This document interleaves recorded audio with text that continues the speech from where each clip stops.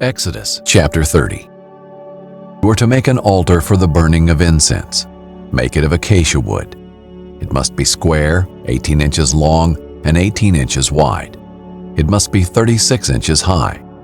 Its horns must be of one piece with it. Overlay its top, all around its sides and its horns, with pure gold. Make a gold molding all around it. Make 2 gold rings for it under the molding, on 2 of its sides. Put these on opposite sides of it to be holders for the poles to carry it with. Make the poles of acacia wood and overlay them with gold. You are to place the altar in front of the curtain by the ark of the testimony, in front of the mercy seat that is over the testimony, where I will meet with you. Aaron must burn fragrant incense on it. He must burn it every morning when he tends the lamps. When Aaron sets up the lamps at twilight, he must burn incense. There is to be an incense offering before the Lord throughout your generations. You must not offer unauthorized incense on it, or a burnt or grain offering. You are not to pour a drink offering on it. Once a year, Aaron is to perform the atonement ceremony for the altar. Throughout your generations, he is to perform the atonement ceremony for it once a year, with the blood of the sin offering for atonement on the horns. The altar is especially holy to the Lord. The Lord spoke to Moses, "When you take a census of the Israelites to register them, each of the men must pay a ransom for his life to the Lord as they are registered. Then no plague will come on them as they are registered. Everyone who is registered must pay half a shekel, according to the sanctuary shekel, 20 gerahs to the shekel. This half shekel is a contribution to the Lord. Each man who is registered, 20 years old or more, must give this contribution to the Lord. The wealthy may not give more, and the poor may not give less than half a shekel when giving the contribution to the Lord to atone for your lives. Take the atonement price from the Israelites and use it for the service of the tent of meeting. It will serve as a reminder for the Israelites before the Lord to atone for your lives." The Lord spoke to Moses, "Make a bronze basin for washing and a bronze stand for it. Set it between the tent of meeting and the altar and put water in it. Aaron and his sons must wash their hands and feet from the basin.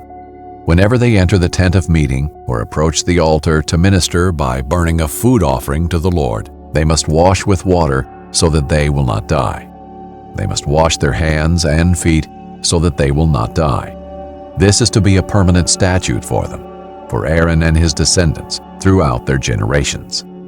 The Lord spoke to Moses, "Take for yourself the finest spices, 12.5 pounds of liquid myrrh, half as much, 6.25 pounds of fragrant cinnamon, 6.25 pounds of fragrant cane, 12.5 pounds of cassia by the sanctuary shekel, and a gallon of olive oil.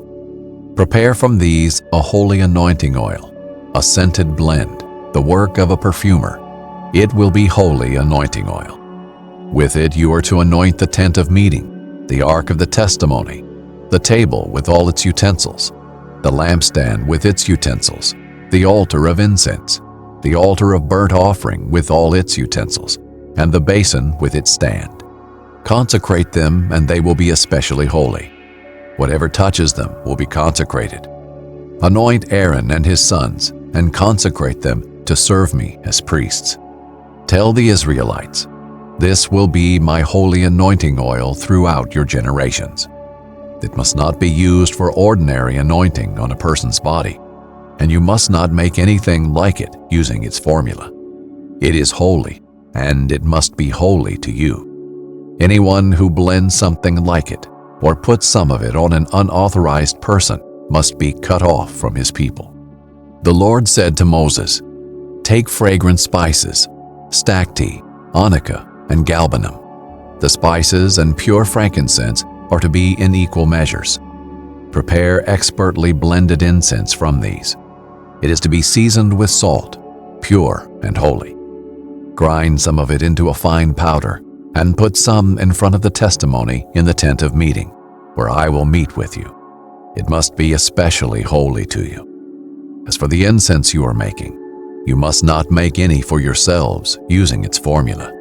It is to be regarded by you as holy, belonging to the Lord. Anyone who makes something like it to smell its fragrance must be cut off from his people.